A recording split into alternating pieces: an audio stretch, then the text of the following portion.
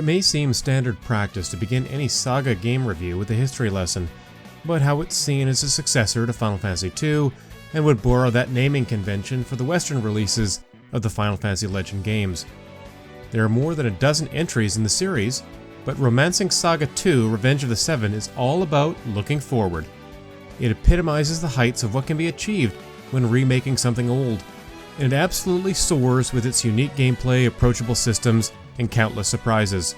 While it retains a lot of what SaGa veterans love about the original versions of Romancing SaGa 2, it's the modern upgrades lovingly implemented that make this not only the definitive Saga experience, but an unmissable RPG that deserves to stand among the giants of the genre. At its core is a lineage system that deftly interweaves progression and world building. Your hero, the Emperor Varen, persists across generations, which means that should he or she fall in battle, they return as a new Emperor.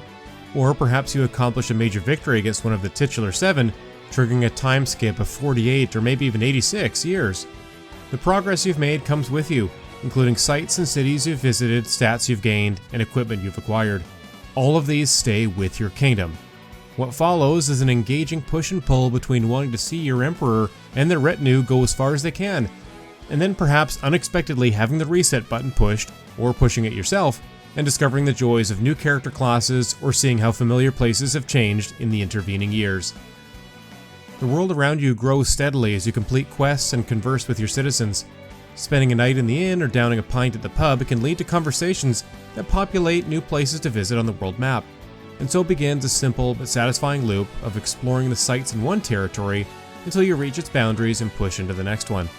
Along the way, you'll encounter the deformed members of old heroes who have come back to exact their revenge, and it's through taking them down that you recapture territories for the Empire and expand not only your revenue generation, but also your exploration horizons. In various caves and dungeons, you also run into relics that grant a look back at the past to understand what happened to the Seven that set them on their course for vengeance. And so story beats like these are doled out at a steady clip that help to color the world of Romancing SaGa 2. Rather than feeling like a long, connected story, the 30 to 40 hour runtime plays out more like a series of vignettes, with each territory of the Empire having its own smaller tales and overarching narrative. Fighting the Seven and understanding their backstory provides a through line for the game, but its soul comes from the way you accomplish different goals in every generation, some of which are tied to having the Emperor take on a particular job class or gender.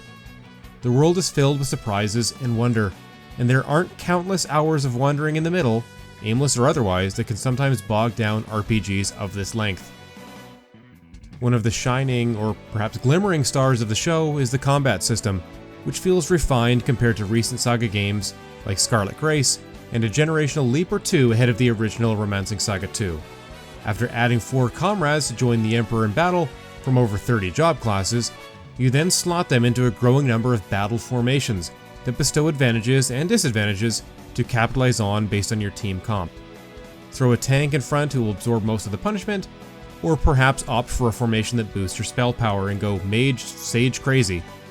Many of the side quests and even main story ones unlock new job classes, and it's good fun to start every generation with a fresh face or two as you work towards building the right party for the challenges of a new age. The actual turn-based battles themselves feature a timeline at the top of the screen that displays ally and enemy turn order, including when your foes are preparing a particularly dangerous move. It's familiar proceedings except for a few wrinkles. One of these is the United Attack, which carries over from SaGa Scarlet Grace and Emerald Beyond, allowing multiple party members to unleash double damage blows in succession. Another is the Glimmer system, where new texts and spells are earned at random in and after combat. A light bulb icon will show up beside moves in your arsenal that offer a chance to glimmer a new ability. And so even though your basic sword slash attack might not hit a weak point, or even do the most damage, it may be worth choosing to increase the total number of sword techs in your repertoire. The likelihood of glimmering goes up against stout opponents like bosses, which creates an exciting risk-reward system for expanding your kit. Enemy weaknesses are displayed below their sprites, and as you discover them, this information persists across generations. With 8 weapon types and 6 spell elements, it's worth unlocking as many weaknesses as you can, so that your future parties will know how best to dispatch foes. You also glimmer the ability to evade certain enemy attacks, and these too become equipable in future generations. But outside of boss moves, it can be hard to know which evasions to bring with you into battle. As much as the combat feels like standard genre fare, it takes beloved elements from earlier games like Octopath Traveler and Final Fantasy X and creates a system that stays fresh over an entire playthrough. Character progression is fairly transparent and also carries over from one generation to the next, and this includes both the Emperor and the job classes of your party members. It can feel initially like starting over from scratch whenever a time jump occurs or when your party falls in battle, but it's central to Revenge of the Seven's premise that you are playing a lineage and a world more than an individual character in a static setting. The world progresses with you, with areas opening up as you liberate them from evildoers and monsters, or follow tribes as they migrate across the land. The game is brimming with compelling and rewarding side stories that tell about the lives of those living in your kingdom, with the Emperor being a figurehead almost universally beloved and respected by the populace. Another remarkable aspect of Romancing SaGa 2 is the concept that your choices really do matter. I wasn't able to see everything during my first playthrough, with a couple of paths and multiple side quests eventually gated off as I focused on other objectives. Your order of operations as a ruler plays a key role in how much of the world you get to experience, and so it may be easy for new players and the unprepared to miss out on parts of the game.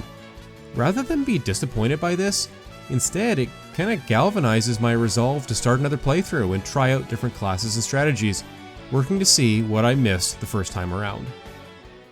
In spite of how much I enjoyed my time with Revenge of the Seven, its performance on Switch is not without flaws. There's a slight hitch when loading into combat or accessing some cutscenes, and I experienced 3 or 4 crashes during my first 10 to 15 hours, with none in the remainder of my time.